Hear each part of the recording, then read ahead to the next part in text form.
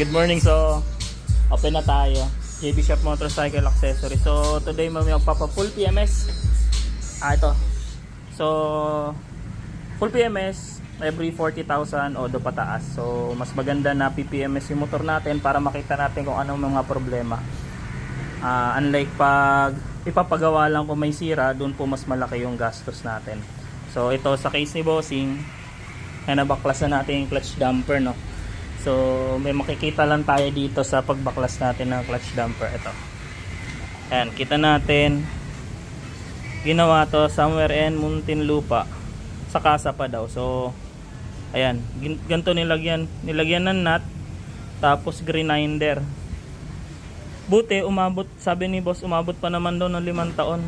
Problema, kung kumalas to at bumara doon sa mga gearings, no, marami sisirain doon sa motor ni Bossing. Katulad ito, may ikot pa, ayan, no? May ikot pa siya. So sobrang luwag, matagtag to, o tunog helicopter to. Tapos ayan, no, allen pala tong kinabit. So pag gantong cases kasi delikado to.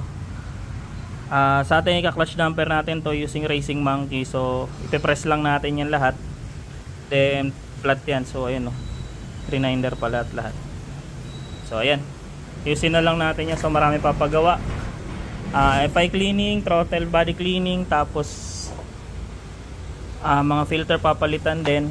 Wala pa tong fuel filter, no, clutch damper, clutch lining, water seal, tsaka engine refresh. So lahat ng bearings sa wheels papalitan, then bull race. So ayan, visit lang po kayo, medyo maluwag tayo ngayon.